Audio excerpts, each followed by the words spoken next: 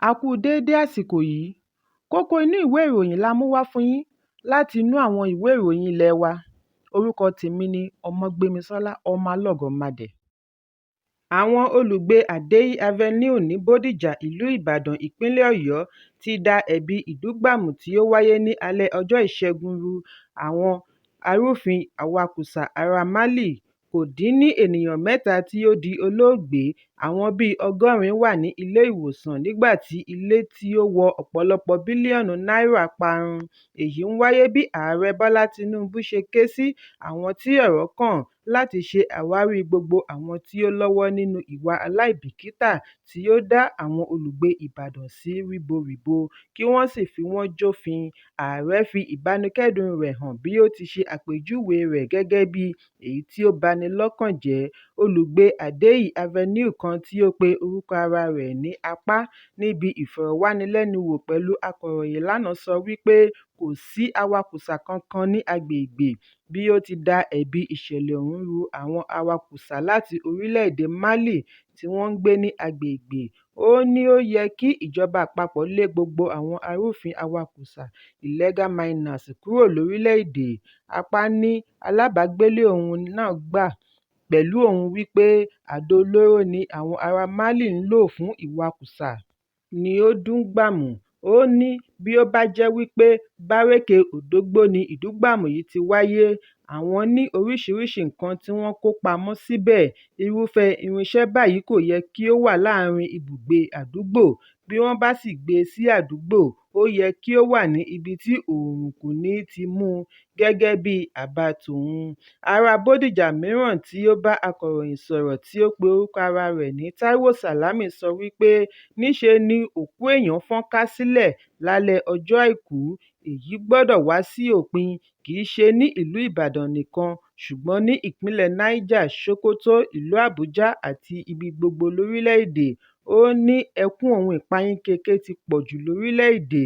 Èyí kì í ṣe orílẹ̀-èdè tí gbogbo ènìyàn fẹ́ gbé, kì í ṣe orílẹ̀-èdè tá à ń fọ́n rere rẹ̀. Níbo ni kí ará ìlú ti bẹ̀rẹ̀? Pẹ̀lú òkú tí kò lè dìde mọ́ nígbà tí oṣù kìíní rí báyìí, báwo la ṣe fẹ́ la ọdún yìí já?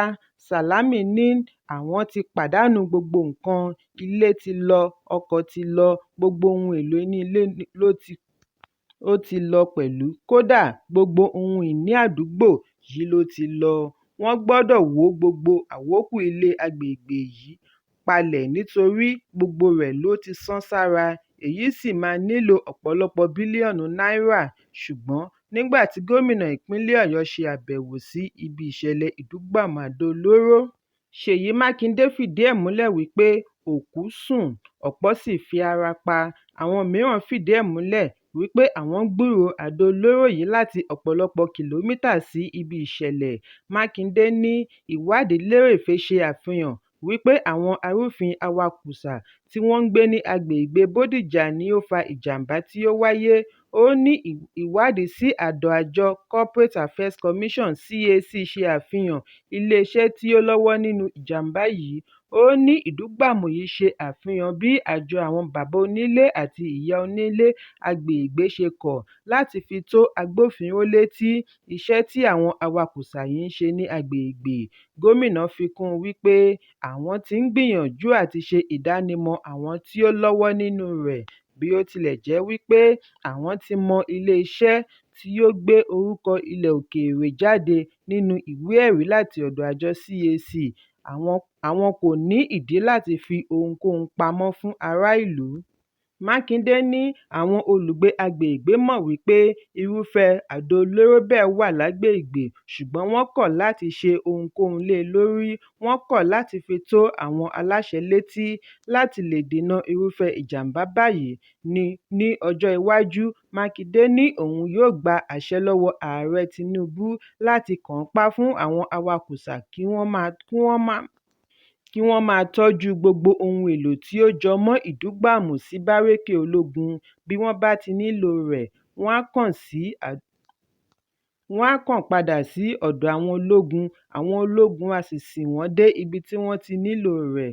Bákan náà ni ó fìdí ẹ̀ múlẹ̀ wípé 60 nínú àwọn èèyàn 77 tí wọ́n farapa ni wọ́n ti gba ìyọ̀ǹda kúrò ní ilé ìwòsàn.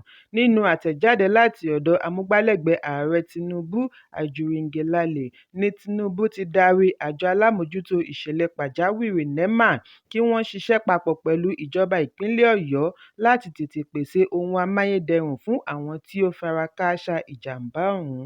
Lẹ́yìn ìṣẹ̀lẹ̀ yìí ni ìgbìmọ̀ òṣìṣẹ́ fún ìjọba àpapọ̀ ṣe àgbékalẹ̀ ìgbìmọ̀ tí yóò bójútó òfin tí ó dìrọ̀ mọ́ dídarí ìdúgbàmù lórílẹ̀-èdè. Minister of Defence Mohammed Abubakar sọ fún akọ̀ròyìn lẹ́yìn ìpàdé tí ó wáyé lánàá wípé ìgbìmọ̀ yóò mọ̀ dájú bí ó bá jẹ́ wípé àwọn arúfin awakùsà yìí ti tàpá sí òfin lẹ́yìn tí àwọn agbófinró bá parí ìwádìí. Wọ́n ní ó ṣeé ṣe kí ó jẹ́ wípé gáàsì tí wọ́n tọ́jú pamọ́ ni ó fa ìjàmbá. Ẹ̀kúnrẹ́rẹ́ ìròyìn yìí wà nínú ìwé ìròyìn Punch tó jáde lónìí. Mínísítà agbègbè ilé ìjọba ìlú Àbújá Nyesom Wike bẹ̀rẹ̀ ìbẹ̀wò onígboyà sí àwọn agbègbè kánsù bí ó ti ń sọ wípé àwọn ẹ̀ṣọ́ aláàbò yóò mú ayé nira fún àwọn adàlúrú. Ìbẹ̀wò yìí ń wáyé lẹ́yìn ìwà ìpànìyàn àti ajínigbé tí ó ń fi gbogbo ìgbà wáyé ní agbègbè. Wike tí ó ṣe àbẹ̀wò sí agbègbè Buhari ní ìpàdé pẹ̀lú àwọn ará agbègbè, ọba, ẹ̀ṣọ́ aláàbò àti àwọn mìíràn tí ọ̀rọ̀ kàn ní Town Hall. Bákan náà ni wọ́n ń retí kí ó ṣe àbẹ̀wò sí àwọn ìjọba ìbílẹ̀ kánsù yòókù bí ọjọ́ ṣe ń gorí ọjọ́.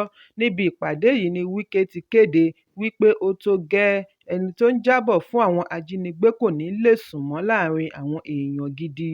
Ó ní ètò ààbò jẹ́ ọ̀kan gbòógì irinṣẹ́ fún ìjọba Ààrẹ Bọ́lá Tinubu. Ó sì ti ké sí àwọn lọ́gàálọ́gàá lórí ètò ààbò látàrí ìkọlù tí ó ń wáyé pàápàá jùlọ ní agbègbè Buhari. Fún ìdí èyí, ètò ààbò jẹ́ kókó ìgbésẹ̀ lára èròǹgbà ìgbé ayé ọ̀tun tí ààrẹ fẹ́ dojúkọ báyìí. Wike ní òun wá síbí lónìí láti wá ṣe àfihàn wípé àwọn wà lójú iṣẹ́ láti sọ fún àwọn adàlúrú wípé ó tó gẹ́ẹ́. Àwọn á sa gbogbo agbára láti rí i dájú wípé èyí kò wáyé mọ́. Gbogbo ìgbésẹ̀ ni àwọn gbọ́dọ̀ gbé láti dáàbò bo ẹ̀mí àti dúkìá. Láìsí èyí, kò sí ohun táwọn ń dúró mú nínú ìṣèjọba. Wike ní ààrẹ ti bu ọwọ́ lù ú fún òun láti pèsè gbogbo ohun tí àwọn ẹ̀ṣọ́ aláàbò nílò. Èyí kì í ṣe nípa ọ̀rọ̀ ẹnu lásán. Àwọn ẹ̀ṣọ́ aláàbò kò ní àwáwí nítorí gbogbo ohun tí wọ́n nílò ni àwọn máa pèsè. Wike ní Buhari jẹ́ ìlú tí ó tóbi, ó sì pààlà pẹ̀lú ìpínlẹ̀ 3: Niger, Kaduna àti Nasarawa. Ó ní ẹkùn àríwá ìlà oòrùn ni wọ́n ti lé àwọn adàlúrú kí wọ́n tó bọ́ọ̀dì sí Buhari. Àwọn á mú Buhari gbóná mọ́ wọn.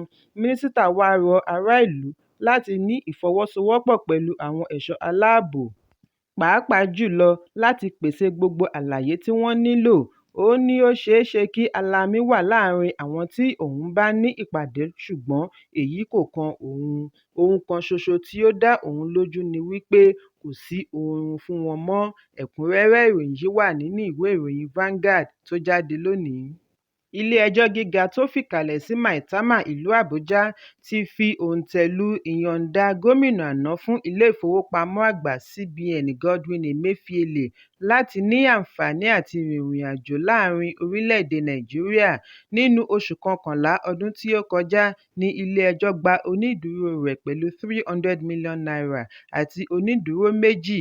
Adájọ́ Hamza Muazu ni ó pàṣẹ wípé àwọn onídùúró gbọ́dọ̀ ní ilé tí iye rẹ̀ tó ₦300 million pẹ̀lú C-of-O láàrin ìlú Àbújá kí wọ́n sì kó ìwé-ẹ̀rí wá sí ilé-ẹjọ́ kí akọ̀wé ilé-ẹjọ́ yẹ̀ ẹ́ wò dáadáa.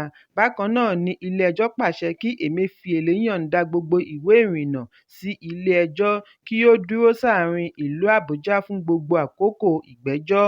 Ṣùgbọ́n níbi ìgbẹ́jọ́ tí ó wáyé lówùúrọ̀ òní ni agbẹjọ́rò Emefiele, Àgbàmọ̀fin Matthew Bukar, ti rọ ilé-ẹjọ́ kí wọ́n fún oníbàárà rẹ̀ ní àǹfààní láti rìnrìn àjò láàrin orílẹ̀-èdè. Agbẹjọ́rò fún ìjọba Rotimi Oyedepo kò ṣe lòdì sí ìgbésẹ̀ yìí, ṣùgbọ́n ó rọ ilé-ẹjọ́ kí wọ́n rí i dájú wípé afẹ̀sùnkàn kò kúrò lórílẹ̀-èdè títí ìgbẹ́jọ́ yóò fi parí. Bákan náà ni Oyedepo rán ilé-ẹjọ́ létí wípé àjọ tó ń gbógun ti ìwà ìbàjẹ́ àti ìṣòwò ìlú kúmọkùmọ EFCC ti pe àtúnṣe ẹjọ́ mìíràn ní Ọjọ́rú tako Emefiele, ṣùgbọ́n Bukka ní Ọjọ́rú ni wọ́n ṣẹ̀ṣẹ̀ fún un ní ìwé ìpéjọ́ yìí kí wọ́n fún un ní ààyè ọjọ́ díẹ̀ láti fi ṣe àgbéyẹ̀wò rẹ̀. Lórí ìgbésẹ̀ yìí ni ilé-ẹjọ́ fi sún ìgbẹ́jọ́ tuntun yìí sí ọjọ́ 29 oṣù Kínní. Ẹ̀kúnrẹ́rẹ́ ìròyìn yìí wà nínú ìwé ìròyìn Daily Post tó jáde lónìí. Ìlúmọ̀ọ́ká òṣèré Tóyìn Abraham ti sọ wípé òun gba yàrá sí ilé-ìwòsàn látàrí ìjayà tí ó wáyé lẹ́yìn tí eré tuntun tí ó ṣẹ̀ṣẹ̀ gbé jáde tí wọ́n pe àkọlé rẹ̀ ní Màláíkà tọ pọ́rọ́ síta. Eré tí ó ná ní ẹgbẹ̀lẹ́gbẹ̀ owó ni wọ́n yọ̀ǹda sí sinimá ní ọjọ́ 15 oṣù Kejìlá ọdún 2023. Nígbà tí Abraham ṣàlàyé bí ó ti ṣe alábàápàdé eré ọ̀hún lórí ẹ̀rọ ayélujára, sọ wípé òun fẹ́ẹ́ ya wèrè nígbà tí òun rí i nígbà tí ó ń bá àwọn akọ̀ròyìn sọ̀rọ̀ ní ẹ̀ka ìṣèwádìí iléeṣẹ́ ọlọ́pàá ní Alágbọ̀n Ìkòyí lánàá, níbi tí wọ́n ti fi ọwọ́ ṣìkún òfin mú àwọn afurasí tí wọ́n lọ́wọ́ nínú gbígbé iṣẹ́ ọ̀hún síta fáráyé rí, ni Abraham ti kérora wípé ó fẹ́ẹ́ ná òun tó $500 mílíọ̀nù (500 million naira) tí òun fi ya iṣẹ́ tí wọ́n lọ gbé síta lọ́nà òdì.